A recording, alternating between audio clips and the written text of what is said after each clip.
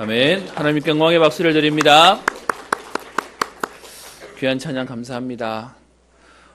오늘도 주의 전에 오신 여러분들 주의 이름으로 축복하며 오늘도 하나님 주시는 새 힘을 얻어 여러분 개인뿐만 아니라 현장 살리는 응답의 날 되시기를 주의 이름으로 축원합니다. 옆에 있는 분들에게 인사하겠습니다. 하나님은 지금도 살아 역사하십니다. 그 하나님이 성도님을 통하여 일하실 겁니다. 아멘. 여러분, 똑똑한 사람들 데려다가 하나님 일하실 것 같으면 이 자리에 오시지 않고요, 저 서울대 가야 돼요. 하버드 가야 돼요. 근데 하나님의 방법이 똑똑한 사람이 아니고요, 하나님을 알고 그리스도를 아는 언약 가진 자를 통하여 일하십니다. 오늘 찬양을 제가 들으면서요, 원래 준비한 서론 말고 생각나는 게 있습니다. 제가 저 위에 학교 다니면서 한 분 우리 장로님을 만났는데 홍콩에서 그 금융권에서 지사장으로 일하셨다고 오신 분이셨습니다. 저한테는 참 많은 이렇게 인생에 대한 또 아니면 세상을 보는 것에 대한 것을 배우는 시간이었는데요. 그때 막 서울에서 스크린도어가 설치되어 있을 때였습니다. 그러면서 그걸 막 만들기 시작할 텐데 홍콩에 가면 스크린도어가 없는 데가 없다는 겁니다. 그래서 아, 그래요? 역시 발전된 나라네요 라고 얘기했더니 다르게 얘기하시더라고요. 스크린도어를 만드는 이유는 발전대사가 아니고 워낙에 정신 문제가, 영적 문제가 많아서 뛰어드니까요. 여러분, 어떤 면에서는 아마 우리 대구에도 지하철이 세워지고 스크린도어들이 세워지는데 여러분, 그 세워진 이유는 하나입니다. 지금도 시민들의 안전을 위한 거라고 하지만 지금도 누군가가 뛰어드는 겁니다. 여러분, 더 안타까운 건 뭔지 아십니까? 그렇게 누군가는 인생을 포기하고 뛰어드는데 여러분, 출근길에 그런 일이 생기면 사람들이요, 걱정하는 것보다 뭐 하는지 아십니까? 또 누가 뛰어들어서 또 사고가 생겨서 또 우리를 이렇게 막히게 하냐라고 얘기할 만큼 지금은요, 사람의 고통과 아픔을 돌아볼 수 없는 시대가 돼버리고 내 불편한 것만, 내 힘든 것만 가지고 얘기하는 시대가 돼버렸습니다. 여러분, 어떤 면에서는 분명히 그들은 시달리다가 어려움을 당하다가 해결할 길이 없어서 극단의 선택을 하는 것일 겁니다. 근데요, 너무 많아지다 보니까 사실 본인들도 어려움을 당하고 시달리고 있음에도 불구하고 지금 당장 눈앞에 보이는 것 때문에 불평하고 원망하는 것이 현장의 모습입니다. 여러분, 그래서 우리는 예배 드릴 때마다 두 가지를 보셔야 됩니다. 현장에 하나님 없어서 무너져가고 있는 것을 보시는 거고요. 그것을 뭐라 하거나 욕하거나 우리는 피하는 것이 아니라 그래서 그 현장 가운데 하나님 오늘 우리를 부르셨다는 그 현장 가운데 우리를 살게 하셨기에 오늘도 그들을 살릴 하나님 우리에게 은혜를 주시겠다고 말씀하십니다. 지난주에도 기사를 보는데요, 이런 기사가 있었습니다. 25일 날 월요일 날 저녁 9시 30분경에 부산에 있는 동서대학교 앞에 커피숍에서 이모 씨라고 하는 21살 된 남자가 2층에서 공부하고 있는 20살 여자 A라고 하는 여자의 옆에서 흉기를 꺼내서 그의 옆구리를 찔러서 병원으로 이송되어지고요, 수술을 받게 되어지는 사건이 있었답니다. 당시 커피숍에는 만석이었고 일부러 2층에서 CCTV를 확인해 보니까 이 남자가 일부러 사람을 골라 찾아가는 중에 그 여자 옆에 서서 앉았다가 갑자기 들이대는 일이 생겼습니다. 다행인 것은 생명에는 문제가 없다고 얘기하는데요.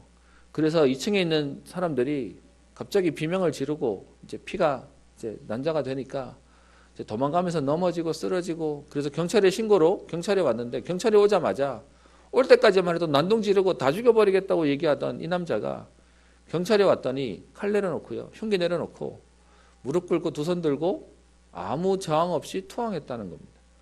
그래서 경찰이 물었답니다. 그 여자랑 무슨 관계냐, 왜 그랬냐라고 얘기했더니 모르는 사람인데 사람들이 자기를 미워하고 비웃는데 불만을 가져서 여기 오는 길에 마트에서 칼 사가지고 들고 와서 아무나 걸리면 죽이겠다는 마음으로 했다는 겁니다. 여러분, 이제는 우린 커피숍도 함부로 못 갑니다. 옆에 누가 오시면 신경 써야 됩니다. 여러분, 그게 지금 시대가 돼버렸어요. 그랬더니 그 밑에 댓글들, 사실 저는 댓글들 별로 안 믿습니다만은 사람들이 어떻게 평가하는지를 보려고 봤더니 뭐라고 돼 있냐? 만만한 여자는 건드리고 경찰에 왔더니 투항하는 거 보면 정신병자 아니다. 얘도 살인, 얘도 죽여야 돼. 뭐 이거 정신병자 아니고 정신병자인 척하는 거니까 절대로 봐주지 마. 뭐 이런 얘기들이 나오더라고요. 여러분 사람들은요 왜 문제가 왔는지 모르고 자꾸 처벌해야 된다고 얘기하고 처벌해야 문제가 없어지는 것처럼 얘기합니다. 여러분과 매번 말씀드리지 않습니까?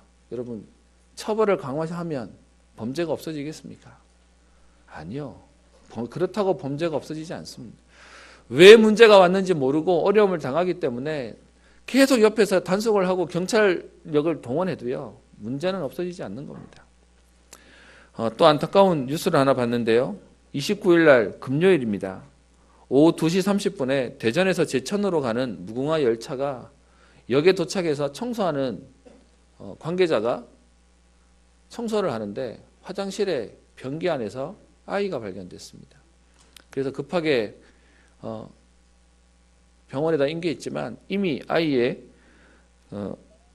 호흡과 맥박은 없었다라고 합니다. 그래서 지금 이제 누군지 찾는다라는 얘기가 나왔는데요. 너무 마음이 아픈 게 이제는 아이가 그렇게 버려지는 정도가 아니라 사실은 참 상상할 수 없는 곳에서도 일어나는 모습들을 보게 됩니다. 우리는 얘기하겠죠. 부모도 아니고 엄마도 아니다라고 얘기하겠죠. 근데 사실은요. 그 엄마가 당하고 있는 영적 문제는요. 그 아이를 그럴 수밖에 없게 되는 그 엄마가 시달리고 있는 부분은 사람들은 모르고 있는 것입니다. 여러분 지금 이렇게 시대는 계속해서요. 정신병이 가득하고요. 중독과 또 집착과 그리고 이것 때문에 사람들이 탈선하고요. 이것으로 모자라서 집착하다가 나중에는 결국은 분열되어서 무너지는 삶을 살고 있습니다. 어제 핵심 때 나왔던 우리 뉴스 영상 가운데 미국의 서부 지역에서는 코카인과 마리화나나 그런 헤로인 같은 마약류들이 합법화되기 시작해서 이제는 TV 광고나 아니면 바깥에 있는 전단 광고에서 그런 것들을 굉장히 멋있는 것처럼 미화하면서 아이들이 쉽게 접하는 문화가 되어버렸다라고 하는 것을 보게 되었습니다. 그래서 사탕이나 젤리나 초콜릿이나 쿠키나 음식 등에 심지어 차로도 마리화나를 팔고 그것들을 이제 쉽게 접할 수 있는 부분이 되어버렸습니다. 여러분 앞으로 보셔야 됩니다. 분명히 틀린 건데 법으로 틀리지 않다라고 말하면서 우리에게 맞는 것처럼 하는 시대가 앞으로 점점 올 것입니다. 세상에서 말하는 그런 기준 정도가 아니고 우리는 오늘도 하나님 말씀이 우리의 기준이 되고 오늘도 그 하나님 말씀으로 나를 살리고 우리의 현장과 시대와 후대를 살리는 응답을 누려야 되겠습니다. 여러분 이것이 시대의 모습인데요. 안타까운 건 뭐냐? 그 시대 가운데 진짜 복음 가진 하나님의 사람들, 현장을 살리도록 세우신 저와 여러분들이 어떻게 옛 틀에 매여서 여전히 하는 말이 있습니다. 나는 모자라요. 나는 부족해요. 나는 안 돼요. 라고 하면서 우리는 계속 갈등하고 있는 것입니다. 여러분 하나님은 계속 우리에게 얘기합니다. 네가 아니라 하나님이 하시겠다. 이스라엘 백성들을 출애굽해서 지금 광야를 지나 가나안 땅으로 가는 그 상황 속에서도 모세는 자꾸 나는 못합니다라고 얘기하고요. 하나님은 내가 하겠다라고 얘기하고 있습니다. 우리의 예틀이 자꾸요 함정과 틀과 올무에 걸려서 나는 못합니다. 나는 안 됩니다. 그래서 하나님이요 안 되는 줄 아시고 12명의 제자 사도를 불렀는데 사실은 세상에서 말하는 능력 있는 사람이 아닌 안 되는 사람을 불러다가 되는 하나님의 응답을 주셨습니다. 그래서 우리는 오늘 뭐만 하면 되냐? 예틀에 안 매이면 돼요. 내 것으로 안 된다고 하는 불신앙만 안 하고요. 하나님이 하십니다. 하나님이 하실 겁니다. 우리는 그 언약을 붙잡으면 되는 것입니다. 그래서 우리 지난주에 봤던 내용처럼 안 되는 줄 아시고 우리에게 오직 성령을 통하여 우리를 땅끝까지 증인되어지는 응답을 주시겠다라고 말씀하십니다. 여러분 이 응답이 얼마나 감사한지 아십니까? 여러분 이 하나님의 응답이 오늘 우리에게 역사하시는데요. 우리에게 이 비밀을 보게 하시는데 보세요. 3년 반을 따라다녔던 제자들이 예수님과 함께 있을 때 그 응답을 받았다면 그러면요. 오늘날 우리들은 예수님 따라다니니까 되는 거지. 그럼 우리는 안 되는 거잖아요. 근데 하나님이 지금 예수님이 이 성령의 충만함의 비밀을 언제 주시냐 하면 예수님이 부활하시고 승천하셔서 40일 동안 가르치시고 그리고는 승천하셔서 올라가시고 난 뒤에 주셨어요. 여러분, 이 시간적인 타임이 굉장히 중요합니다. 무슨 말이냐? 예수님과 함께 있을 때 받았던 응답이라면 그들은 특별해야 돼요. 그런데 사실은 그들이 예수님 따라다닐 때도 안 됐던 건데요. 예수님이 올라가시고 난 이후에 성령이 오셨는데 돼버렸습니다. 그러면요, 오늘도 우리에게는 핑계댈 게 없어요. 나는 모자라는데요. 나는 능력이 없는데요. 난 예수님처럼 못 따라다니는데요. 말씀 모르는데요. 기적 못 받는데요. 상관없습니다. 하나님이 지금 응답을 언제 주시냐? 예수님이 없는 상태에서 언약 붙잡고 기도하는데 하나님이 은혜를 주세요. 약속 붙잡고 기도하는데 하나님이 은혜를 주세요. 여러분, 하나님 앞에는 하루가 천년 같고 천년이 하루 같지 않습니까? 10일이 지난 이후에 응답을 받았다는 얘기는 오늘 2019년 3월 31일 예배를 드리는 저와 여러분들이 오늘도 약속 붙잡고 기도하면 어떤 일이 일어나겠습니까? 동일하게 몇 날이 못 돼요. 하나님은 응답을 주시는 것입니다. 그래서요, 오늘도 하나님은 우리에게 시대와 현장 살리도록 지금요, 사도행전을 기록을 통하여 로마를 살렸던 그 하나님의 역사를 오늘 하나님의 사람들인 우리에게 주시기를 원하시는 것입니다. 우리가 기도했기 때문에 주시는 게 아니고요. 사도행전 1장 4절에 얘기하죠. 예루살렘을 떠나지 말고 내게서 들은 바 아버지께서 약속하신 것을 기다리라. 하나님의 언약을 붙잡고 기도하면 하나님 응답하신다는 것입니다. 1장 5절에 얘기하죠. 몇 날이 못 되어 성령으로 세례를 받으리라. 여러분, 여기서 말하는 몇 날이 사실 며칠이었습니까? 오순절날 성령이 임했으니까 40일 동안 가르치시고 난 뒤에는요, 10일 정도 기도했다는 겁니다.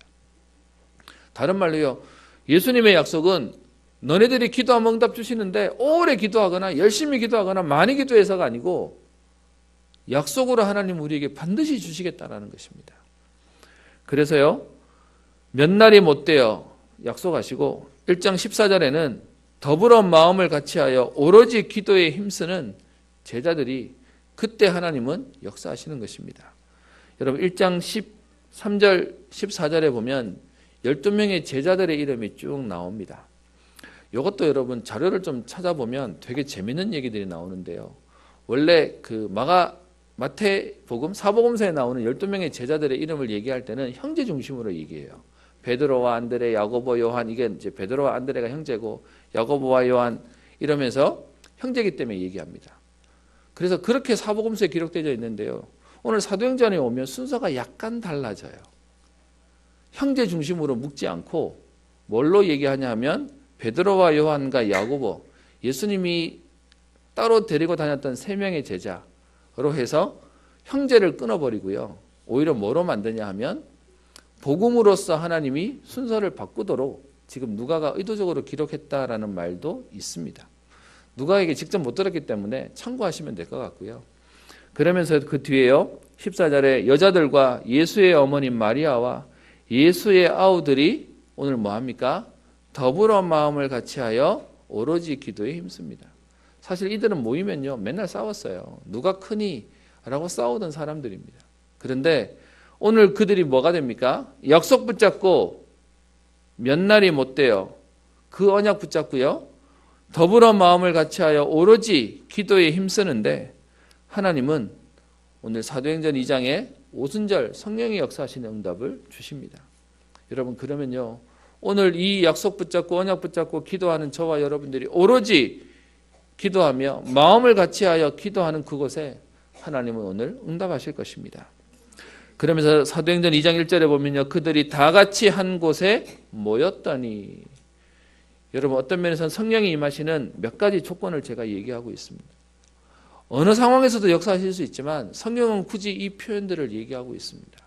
언약 붙잡고 마음을 같이하여 오직 기도에 힘쓰고 한 곳에 모였는데 하나님 역사가 일어나요. 여러분, 이 비밀을 안다면 오늘 그 언약 붙잡고 모인 이 예배 자리에 오늘 이 시간에 하나님의 역사는 시작될 것입니다.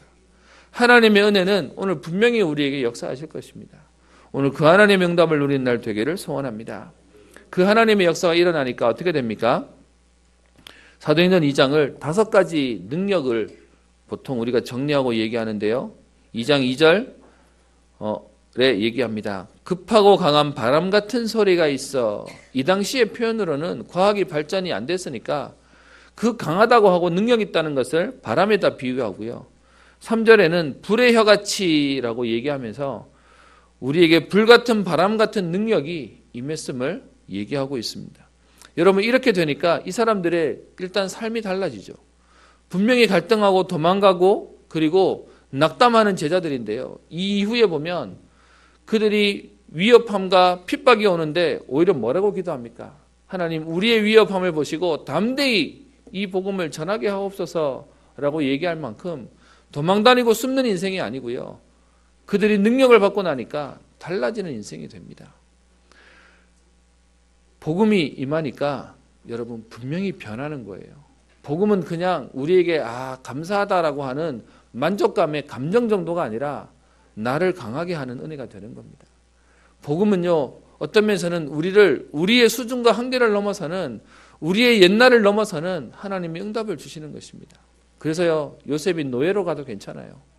요셉이 감옥에 가도 괜찮아요. 다윗이 지금 왕이 죽이려고 하는데도 불구하고 여호와는 나의 목자시니 내가 부족함이 없다고 얘기할 하나님의 은혜를 누리는 것입니다. 그리고 두 번째는요, 이 복음의 이 성령의 역사가 일어나니까 사도행전 2장 9절부터 11절에 15나라의 전도의 문이 열립니다. 여러분, 지금도 복음 때문에 전 세계가 움직이고요. 지금도 전도자들이 움직이는데 하나님 역사하십니다.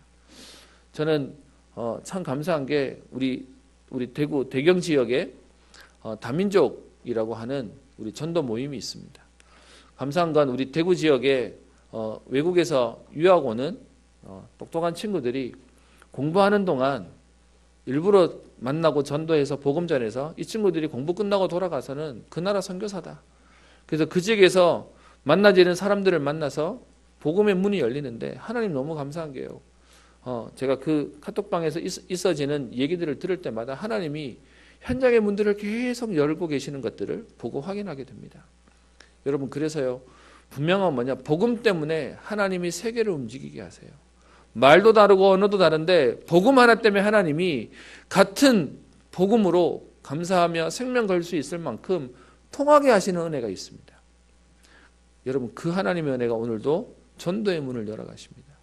오늘도 하나님이 현장의 문들을 열어가시는 것입니다. 우리는 그냥 가는 것처럼 보이지만 하나님이 어떻게 하실지를 모르는 겁니다. 예전에 한번 말씀드렸지 않습니까? 옛날부터 불교 집안에 자라면서 집안에 스님도 있어서 매번 공양하고 그리고 방생하면 잘 산다 그래가지고 그렇게 살았는데 어느 날 맨날 사주 보는 그 스님이 얘기했답니다. 아들을 성공시키고 싶으면 물을 건너게 해라. 유학 가라는 말이죠. 그래서 그 말 듣고 유학을 보냈는데 하필이면 유학 보낸 여기 이 아이가 가서 어느 집에 가게 됐냐. 우리 목사님이 하는 미션홈에 들어오게 된 겁니다. 모르고 들어온 거죠. 그래서 애를 잘 케어해 준다는 얘기를 듣고요. 거기 들어와서 한 번도 교회 가본 적이 없던 이 사람이 거기서 복음 받고요. 거기서 제자가 돼서요. 거기서 있는 동안 훈련 받는 겁니다. 그러면서 그 어머니가 그 작은 옷 공장을 하는데 이분은 1년에 빨간 날, 주일날 말고 그리고는 명절날은 추석이랑 구정 말고는 쉬지를 않는 분이십니다. 쉴 수가 없는 분. 토요일 날도 3시까지 일해야 되는 분이신데 그러다 보니까는 그 공장에 쉴 수 없어서 아들을 유학 보내놓고 한 번도 놀러도 못 갔대요. 어떻게 지내는지도 못 봤대요. 여러분, 그 상황 이해되시죠? 그렇게 매여 있었는데 그 아들이 기도하면서 엄마, 내가 졸업할 때는 와봐야 되지 않겠냐. 그래가지고 그 엄마가 오도록 한 주 전에 불러서 오게 만들어서 예배드리면서 복음 전하면서 거기서 자기의 졸업식과 인생의 전환점이 되어지는 축복을 누리게 하셨어요. 그래서요, 그분이 전도자가 되고 그 아들이 지금 다음 달에 결혼하게 됩니다. 제가 보면서 너무 신기한 게 제가 이 얘기를 전해 들으면서요. 어떻게 예수 믿었습니까? 했더니 이제 이런 상황으로 아들 때문에 예수 믿게 됐습니다라는 얘기를 하시는데 제가 보면서 야, 신기하다. 그때 보내라고 했던 그 사람은 성령인도 받았을까? 도대체 뭐였을까라는 생각도 듭니다. 여러분, 하나님이 지금도요, 모든 사람의 마음을 움직이고 계십니다. 여러분, 그렇다면 혹시 지금 엇갈리신 분들, 혹시 원수지시거나 뭔가 이렇게 담이 있으신 분들 계십니까? 여러분 그 사람들의 마음도 하나님이 주장하고 계십니다. 지금 여러분 복음이 안 들어간다고 혹시 포기하시거나 방치해 놓으신 여러분 가족들 있으십니까? 그들의 마음도 하나님이 주장하고 계십니다. 15나라의 문이 열려져서요. 이 일을 통하여 하나님은 세계복음화의 키트를 만드십니다. 14절부터 21절까지는요. 여러분 많은 사람들은 응답을 좋아하는데 응답을 받아놓고도 이게 뭔지도 몰라요. 그래서 응답은 받았는데 이게 뭐지라고 하고 있는 상황에 하나님이 14절 베드로를 세워서 이 응답이 무엇인지를 구약을 통해서 그리고 그리스도의 오심과 죽으심과 부활과 승천하심을 통해서 말씀을 쭉 정리하고 깨닫게 만듭니다. 여러분 이 일을 통해서 뒤에요 41절에 3천 제자가 일어나죠. 여러분 오늘도 우리가 복음을 알고 전달해야 될 이유가 있습니다. 뭔 말이냐? 현장은요 문제가 와도 왜 왔는지 모를 뿐더러 응답이 와도 왜 왔는지도 모르고 멍하게 살고 있습니다. 그러니까요 지금 120명의 제자들 가운데 오늘 하나님 주셨던 응답들을 전달하고 설명했더니 3,000명의 제자들이 일어나는 역사가 일어납니다. 그래서 여러분 이 자리에 앉아 있으면 다 깨닫는 것 같죠. 또 우리 랩런트들이 다 알고 있는 것 같죠. 어떤 면에서는 그런 척하고 있는 겁니다. 사실 모릅니다. 그래서 그게 무엇인지를 도와주고 알려주는 것이 우리의 사역이고 사명입니다. 말씀 성취가 어떻게 되어지는지를 많은 사람들이 못 봐요. 당연히 앞에 있는데 못 느끼는 겁니다. 그 말씀 성취가 오늘 이루어지고요. 3천 제자가 일어나고 나니까 오늘 여러분 42절부터 47절까지 현장이 변화가 되어야 되는 5가지 역사들이 일어나게 됩니다. 오늘 제가 말씀의 제목을 잡기를 2장 11절에 있는 하나님의 큰 일을 말함을 듣는도다. 성령 충만하고 나니까 뭐가 보이냐? 하나님이 하시는 일이 보이는 겁니다. 그것을 말하게 되는 겁니다. 오늘 저와 여러분들에게 그 하나님의 큰 일을 말하고 전하게 되는, 알게 되는 역사의 날 되시기를 소원합니다. 여러분 하나님께서 우리에게 하시는 큰 일이 뭡니까? 하나님이 하시는 큰 일이 우리 개인을 바꿔놓으십니다. 여러분 오늘 본문에 보시면 2장 14절에도 베드로가 11사도와 함께 서서 설명하는 내용이 나오죠. 1장 15절에도요. 베드로가 그 형제들 가운데서 일어서서 이르되라고 해서 사실 사도행전은 성령의 역사지만 전반부에는 베드로라고 하는 사람을 바꾸셔서 응답하시는 내용들이 나와 있습니다. 근데 여러분 그 베드로가 불과 얼마 전만 해도요. 딴짓하던 사람이었습니다. 여러분 요한복음 6장에 보면 오병이어 떡 2개 떡 5개와 물고기 2마리를 가지고 기적을 일으키는 장면이 나오죠. 그것 때문에 사람들이 몰리니까 예수님이 배를 타고 건너가시는데 사람들이 찾아옵니다. 그런데 찾아오는 그들에게 예수님이 얘기하죠. 너네들이 지금 표적을 보고 온 것이 아니고 육신의 떡을 먹고 배불러서 오는 것이다. 그러면서 썩을 것을 위해서 일하지 말고 썩지 않을 것을 위해 양식을 위해서 일하라 했더니 사람들이 묻습니다. 그럼 우리가 어떻게 하나님 일을 하겠습니까? 뭐 하면 됩니까? 라고 얘기했더니 하나님께서 보내신 자를 믿는 것이 하나님의 일이다. 그러면서 나는 생명의 떡이고 그러면서 내 살과 내 피를 마셔야 되고 그러면서 이것을 마시지 않으면 나와 상관이 없다고 얘기합니다. 그러면서 표현하기를 살리는 것은 영이고 육은 무익하니라.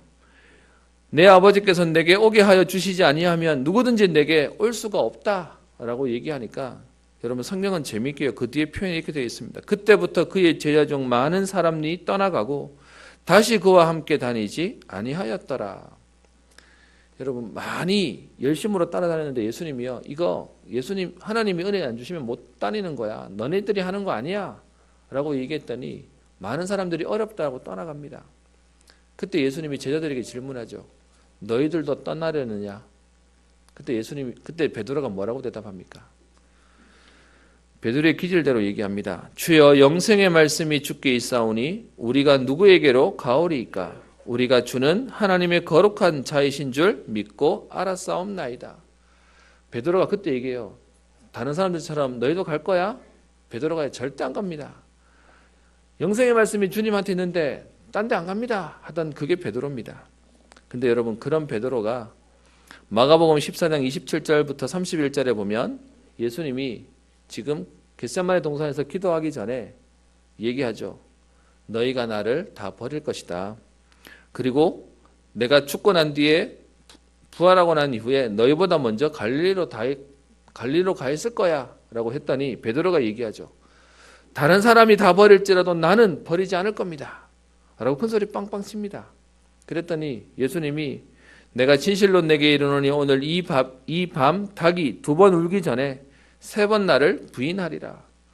여러분 왜 안 된다 그러면 더 하고 싶잖아요. 베드로가 더 오기를 부립니다.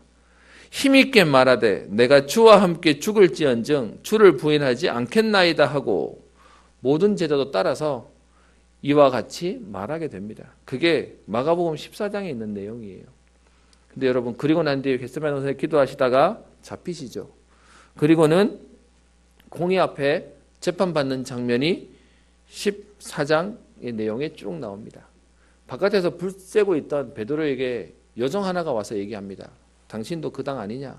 라고 얘기했더니 무슨 소리 하냐? 네가 말하는 게 뭔지 나 못 알아먹겠어. 라고 얘기하고 도망갑니다. 그랬더니 지금 그 여종이 포기 안 하고 어떻게 하죠? 옆에 있는 다른 사람에게 저 사람 저 분명히 갈릴리 그 당 맞아요. 했더니 또 부인해요. 그러다가 옆에 사람들이 그 말을 듣고 보니까 맞는 것 같거든요. 주변의 사람들이 야 네가 아무리 봐도 갈릴리 사람 맞으니까 그 당 맞네 라고 얘기했더니 그때 베드로가 뭐라고 합니까? 그때요 부인하는 정도가 아니라 저주하고 소리를 지르면서 나는 모른다면서 라고 얘기하는 게 베드로의 모습입니다. 도망 안 간다고 얘기했는데요 3번 부인했던 게 베드로의 모습입니다. 근데 여러분 그 베드로의 인생이 바뀌어요.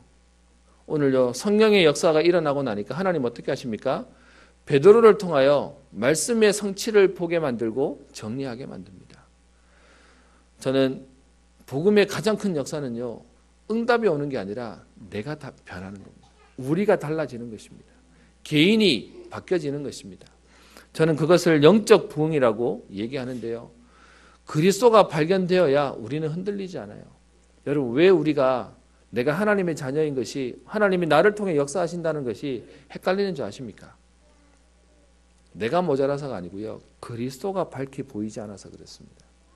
진짜 그리스도를 알게 되면 나와 상관없다는 것을 보게 될 겁니다.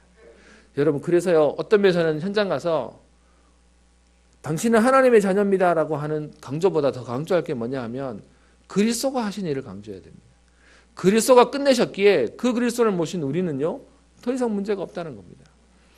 그래서 그리스도가 흔들흔들하니까 개인이 무너지는 거죠. 오늘 베드로가요 성령의 충만함을 통하여 그리스도가 밝히 보이게 되니까 그의 인생이 바뀌게 됩니다. 실제로 여러분 이 베드로의 일을 통해서 저 뒤에 있는 12장까지 하나님 베드로를 통해서 계속 하나님의 역사들이 일어나게 만드십니다. 하나님의 큰일을 알게 하리라. 하나님의 큰일이 뭐냐? 저와 여러분들을 통해서 하나님은 복음의 전도자로 여러분 현장과 시대와 후대를 살리는 일에 우리를 세우실 것입니다. 그래서요 가장 큰 응답은 저와 여러분들이 복음으로 전도되는 겁니다. 나를 전도하는 것이 가장 큰 응답입니다. 여러분 이 복음의 비밀을 누렸더니 하나님 어떻게 하십니까? 두 번째가요 개인이 살아나니까 복음으로 담난 자들이 모이는 교회가 살아나는 겁니다. 여러분 사도행전 2장 42절에 사도의 가르침을 받아 서로 교제하고 떡을 떼며 오로지 기도하기를 힘쓰니라. 초대교회의 얘기들을 말하고 있는데요. 여러분 초대교회는 모든 교회가 사모하는 응답의 현장이 초대교회입니다. 그런데 그것 때문에 우리 조직신학에서도 교회론도 배우기도 하는데요. 교회론을 가르치는 교수님이 이렇게 얘기하더라고요. 이론은 정확하대요. 이론은 확실하대요. 근데 문제는 그것대로 있는 교회는 별로 없대요. 여러분 그게 우리가 가지고 있는 약점이죠. 오늘 그랬더니 하나님 어떤 응답을 주십니까? 44절에 믿는 사람이 다 함께 있어. 여러분 사람이 많이 모이면 시끄럽잖아요. 그런데 어떻게 해요? 복음이 통하니까 다 함께 있을 수 있게 되고요. 그리고요 모든 물건을 서로 통용하고 45절 재산과 소유를 팔아 각 사람의 필요를 따라 나눠주며. 이것 때문에 오해하시는 분들이 계세요. 초대교회는 자기 재산 다 팔아가지고 자기 게 없는 공동체였다는 말이 있어요. 그렇게 한 사람도 있어요. 그런데 거기에 예외도 있는 건 뭐냐 하면 46절 보시면 날마다 마음을 같이하여 성전에 모이기도 힘쓰고 집에서도 떡을 뗐다는 얘기는 집 있는 사람이 있었다는 말이 없었다는 말이에요? 있었다는 말이에요. 그러니까 이 얘기는 전부 다 바친 사람만 있는 게 아니라 자기 집에 있는 사람도 있었어요. 우리가 자꾸 이거 쳐다보면은 우린 초대교회처럼 하려면 다 갖다 바쳐야 되고 뭐 다 내 거 없어야 되고 얘기하는데 아니요. 자기 것도 있는 사람도 있었어요. 그런데 분명한 뭐냐 하면 그것이 문제가 되지 않았어요.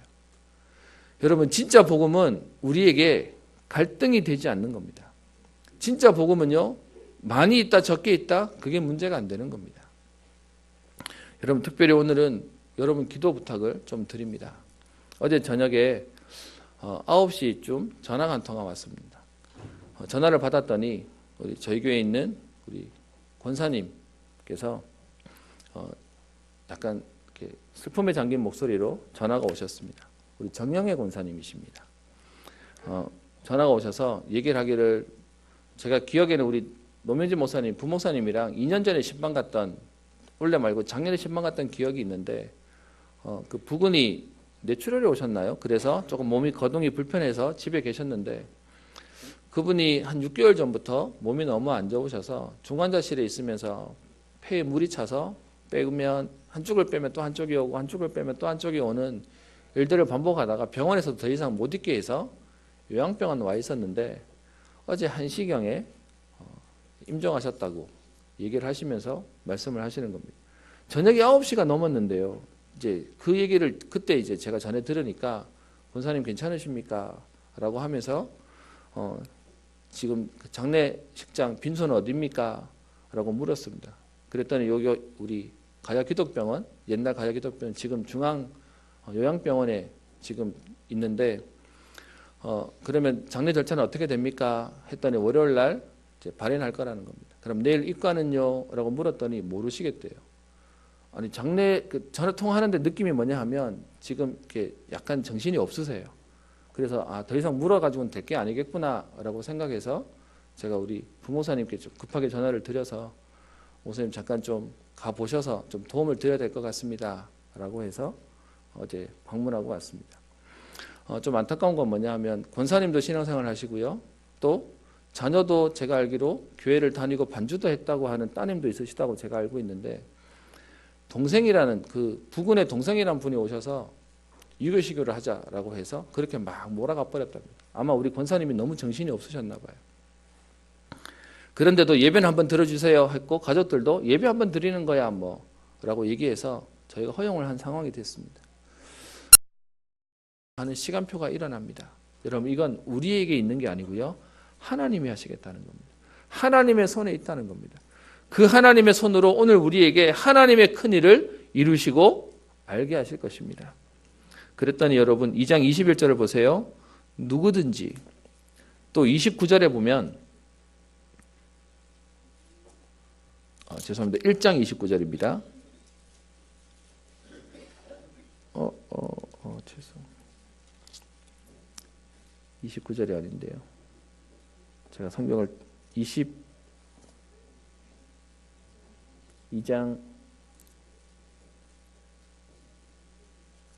죄송합니다. 39절입니다. 제가 29절에 39절에 보시면 이 약속은 너희와 너희 자녀와 모든 먼데 사람 곧 주 우리 하나님이 얼마든지 부르시는 자들에게 하신 것이다. 하나님의 시간표가요. 누구든지에게 역사하시고 그리고 그 하나님의 시간표가 어떻게 해요? 여러분뿐만 아니라 너희와 너희 자녀와 모든 먼데 사람, 모든 사람에게 임하게 하시고요. 그 응답을 하나님 어떻게 하신다고 47절에 날마다 더하게 하시겠다는 겁니다. 여러분 그 하나님의 역사가 이번 주간 우리의 평생 걸음 가운데 역사하실 것입니다. 그 언약을 붙잡고 여러분 오늘도 하나님 주시는 새 힘으로 나를 살리고 현장 살리는 응답의 걸음 되시기를 주의 이름으로 축원합니다. 기도합니다. 살아계신 하나님 아버지, 예수님을 따라다녀도 안 되던 제자들에게 오순절 날에 이 역사를 통하여 5가지 능력의 축복을 더하시며 개인을 살리며 교회를 살리며 현장을 살리는 응답의 시간표를 주셨듯이 오늘 이 언약 붙잡은 모든 하나님의 사람들에게 동일한 역사가 있을 줄 믿고 감사를 드립니다. 하나님 누구든지 주의 이름을 부르는 자는 구원을 받을 것이라고 말씀하시며 너희와 너희 자녀와 모든 사람에게 이 은혜를 날마다 더하게 하시겠다고 약속하셨사오니 하나님 그 축복의 증인으로 오늘도 복음 때문에 행복하며 생을 걸만한 이유와 응답을 누리는 축복의 인생 되게 하옵소서. 감사드리며 살아계신 예수님 이름으로 기도합니다. 아멘.